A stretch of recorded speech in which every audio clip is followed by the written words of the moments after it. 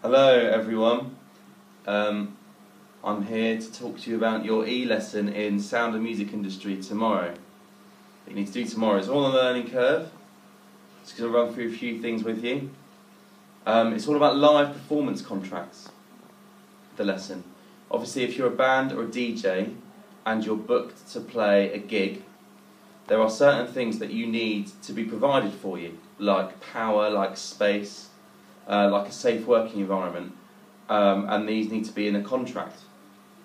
Also, if you book a band or DJ, there are certain things you expect from that band or DJ.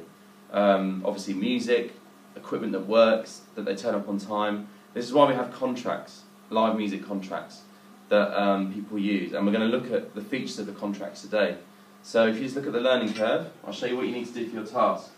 Come onto the learning curve, go to BD Music Year 1, scroll down to the Sound and Music Industry, and here we have a PowerPoint, a contract, and a place to upload your work. If you open the PowerPoint, what you'll need to do is all the answers to the various questions put into the PowerPoint, if you like, type it all in, save it as a new file and upload it, but I'll come to that later. So, by the end of this e-lesson, you'll be able to identify different features of a live performance contract. You should be able to describe the features, you could be able to explain the features. First task then. Imagine that you're a DJ or part of a band that have been booked to play at a birthday party. In the space below, list 5 things that you as a band need in order to perform live. Think obvious things, don't try and overthink this one. And for each of the 5 things, say whose responsibility it is to provide it. So, either the band or DJ's responsibility or the client's responsibility. So, for example, if you're going to perform, you're going to need a supply of electricity. And it is the client's job to provide this, to make sure that there is a decent supply of electricity for you. 5 more things that you need to perform. Okay, that's your first task. Second task. In the space below, list 5 things that might prevent you from playing a gig that you've been booked for, and say whose responsibility it is to prevent anything bad happening. So another example, faulty equipment. It is the band's responsibility to make sure that all the equipment works and it's all hunky-dory. Have a think about a reliable supply of electricity. Have a think about transport and transport issues.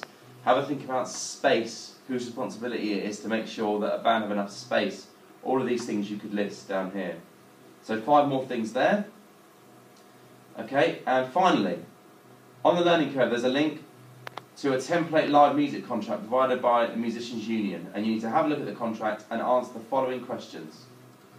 And either you can do that on this slide or a different slide, or you might be working from a Word document. So if I go back to the learning curve, click on the live contract.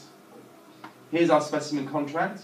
This is like a standard contract the Musicians Union issue for a live performance. Obviously you fill in all the details, the date, and the hirer's address, the band's address and details. There's the date, the start time, the finish time, and the fee. And what I actually want you to do is look at this bit here in particular, the conditions. All of this stuff. These are the conditions of the hire of the band or musician. So, paying particular attention to the conditions part, what are the responsibilities of the hirer? Name 3 responsibilities of the hirer, and they're all listed there. Then you need to say why these conditions are included in the contract. So why is it a responsibility of the hirer to pay on the day, for example? Say why that is important. Secondly, what are the responsibilities of the band or the band leader? Name 3, and again, why are these conditions included in the contract?